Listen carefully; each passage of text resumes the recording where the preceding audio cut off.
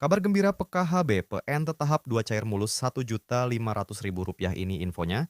Halo Sobat Info Bansos terkini, apa kabar semuanya? Semoga selalu sehat dan dimudahkan segala urusannya. Kembali lagi di channel ini, tempatnya kita berbagi informasi terbaru dan terpercaya seputar bantuan sosial dari pemerintah. Nah, di video kali ini saya akan menyampaikan kabar gembira. Karena tepat pada hari ini, ada banyak sekali bantuan sosial yang cair untuk masyarakat penerima manfaat. Jadi, silakan disimak baik-baik, jangan sampai ketinggalan informasinya. Pertama, program Keluarga Harapan, PKH. PKH kembali dicairkan untuk berbagai kategori, mulai dari ibu hamil, balita usia 0 sampai 6 tahun, lansia di atas 60 tahun, penyandang disabilitas berat, hingga anak-anak sekolah dari tingkat SD, SMP, sampai SMA. Nominal bantuannya tentu berbeda-beda sesuai dengan komponen masing-masing keluarga.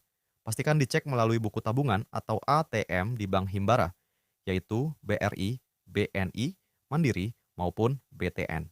Kedua, bantuan pangan non-tunai, BPNT, atau kartu sembako. Untuk penerima BPNT, saldo sudah mulai masuk dan bisa dibelanjakan melalui e-warong atau agen yang sudah ditunjuk. Bantuan ini biasanya berupa saldo senilai Rp200.000 setiap bulan untuk memenuhi kebutuhan pangan pokok, seperti beras, telur, dan bahan pokok lainnya. Ketiga, bantuan langsung tunai, dana desa. Beberapa desa sudah menyalurkan BLT dana desa tahap bulan Mei. Jadi bagi keluarga penerima manfaat di tingkat desa, segera konfirmasi ke kantor desa atau cek informasi dari bank penyalur terdekat. BLTS dana desa ini diberikan untuk membantu meringankan kebutuhan hidup sehari-hari, terutama bagi keluarga yang masuk kategori miskin dan rentan. Keempat, bansos pangan beras 10 kilogram. Selain bantuan tunai, ada juga bansos beras 10 kilogram dan minyak 2 liter yang disalurkan melalui Bulog. Beberapa wilayah sudah menerima distribusi langsung, baik diambil melalui kantor desa, kantor kelurahan, atau diantar ke rumah masing-masing penerima. Nah, sobat semua, itu tadi beberapa bantuan sosial yang cair di hari ini. Jangan lupa untuk selalu mengecek status bantuan melalui aplikasi Cek Bansos Kemensos, atau langsung menanyakan ke pihak desa dan kelurahan agar tidak ketinggalan informasi. Semoga bantuan teman-teman semua yang belum cair segera cair. Jangan lupa cek kartu KKS secara berkala agar bantuannya tidak hangus like postingan ini agar saya tetap semangat menginformasikan update pencairan seputar bansos. Pesan pentingnya, gunakanlah bantuan ini dengan bijak. Prioritaskan untuk kebutuhan pokok keluarga, pendidikan anak, serta kesehatan. Semoga bansos ini benar-benar bermanfaat dan bisa meringankan beban kita di tengah kebutuhan sehari-hari.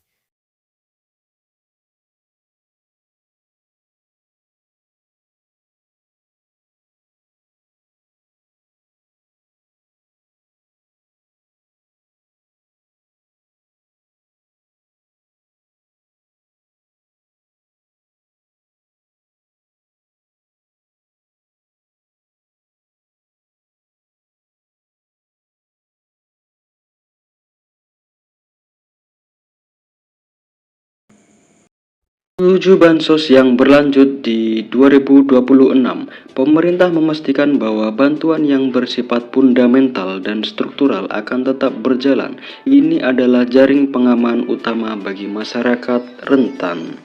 Program bantuan yang akan cair di 2026 diantaranya itu yang pertama, program Keluarga Harapan PKH.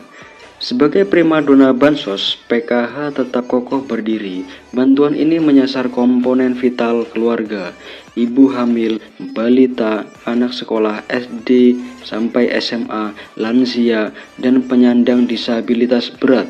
Mekanisme penyalurannya diprediksi tidak berubah, yakni cair bertahap 4 kali setahun. Yang kedua yaitu BPNT atau sembako, atau yang bisa disebut bantuan pangan non-tunai.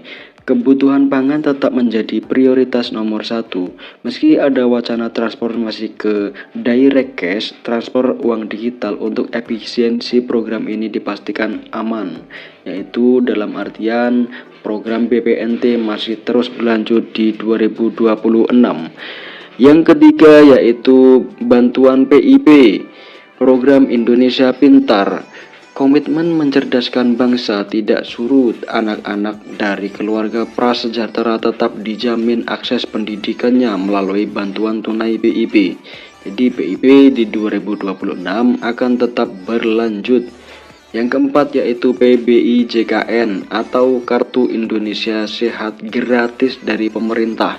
Kesehatan adalah hak dasar. Subsidi iuran BPJS Kesehatan bagi 40% penduduk termiskin tetap ditanggung penuh oleh negara. Bantuan beras 10 kg.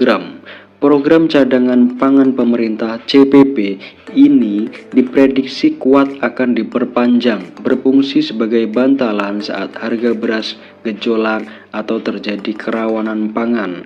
Jadi bantuan beras di tahun 2026 akan tetap berlanjut.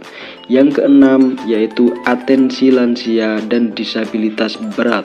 Kementerian Sosial terus menyalurkan bantuan rehabilitasi sosial baik berupa alat bantu, kursi roda, alat dengar maupun makanan bagi lansia tunggal dan disabilitas.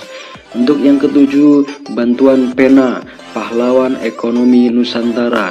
Ini adalah bintang baru bagi KPM usia produktif di bawah 40 sampai 45 tahun yang sudah lama menerima bansos. Pemerintah menawarkan modal usaha hingga 5 juta rupiah. Syaratnya harus siap graduasi atau mundur dari kepesertaan bansos reguler. Setelah usahanya mandiri ya. Jadi nanti akan ada pengembangan apa skill-skill yang bisa dipelajari dan dipraktekkan. Dalam artian harus melalui proses graduasi secara mandiri atau graduasi secara sukarela. Tidak semua kabar itu manis ya. Ini dia yaitu kabar di tahun 2026 menjadi akhir perjalanan bagi bansos yang sifatnya ad hoc atau sementara. Nah, selanjutnya bansos yang kemungkinan di tahun 2026 tidak akan cair lagi yaitu BLT Kesejahteraan Rakyat atau BLT Kesra, BLT mitigasi bantuan tunai tambahan yang sering cair di momen tertentu seperti saat inflasi tinggi atau El Nino dikabarkan berhenti total per 31 Desember 2025. Sifatnya yang fleksibel dan temporer membuat program ini tidak masuk dalam anggaran rutin jangka panjang 2026. Bantuan subsidi PSU, program yang sempat hits saat pandemi ini juga diprediksi tidak akan muncul kembali seiring dengan pulihnya kondisi ekonomi pasca krisis. Ya, jadi ada beberapa bantuan yang kemungkinan di tahun 2026 tidak akan cair atau tidak rutin cair per bulan sesuai dengan kondisi yang ada di lapangan seperti inflasi tinggi atau El Nino dan lain sebagainya. Ya, lalu isu yang sangat hangat di tahun 2026 yaitu era baru bansos digital dan seleksi alam KPM. Isu paling strategis di tahun 2026 adalah digitalisasi dan validasi ketat. Pemerintah melalui bocoran dari Menko Luhut Binsar Panjaitan merencanakan peluncuran sistem bansos digital berbasis artificial intelligence atau AI. Tujuannya yaitu memberantas hantu bansos alias penerima fiktif, penerima ganda atau salah sasaran. Jadi concern pemerintah sangat concern di situ ya. Seperti penerimanya yang nggak ada atau bansosnya tetap cair, meninggal tetap bansosnya cair, atau penerima ganda atau salah sasaran. Itu pasti menjadi concern agar efisiensi menggunakan artificial intelligence. Apa konsekuensinya bagi KPM jadi KPM yang terdeteksi sudah mampu secara ekonomi, memiliki aset, gaji UMR atau di atas UMR dan lain sebagainya yang intinya mampu akan langsung dinonaktifkan dari DTKS, data terpadu kesejahteraan sosial. Fokus pemerintah bergeser dari sekedar menyalurkan bantuan menjadi mencetak keluarga yang mandiri secara ekonomi. Saran bagi KPM, jadi simak secara sesama dan teliti. Saran bagi KPM, jangan terlena, pastikan data kependudukan Anda, KK, KTP Anda valid ya dan terbaru. Jadi ketika ada perubahan apapun itu disampaikan ke Dispenduk, datanya itu harus yang valid dan terbaru.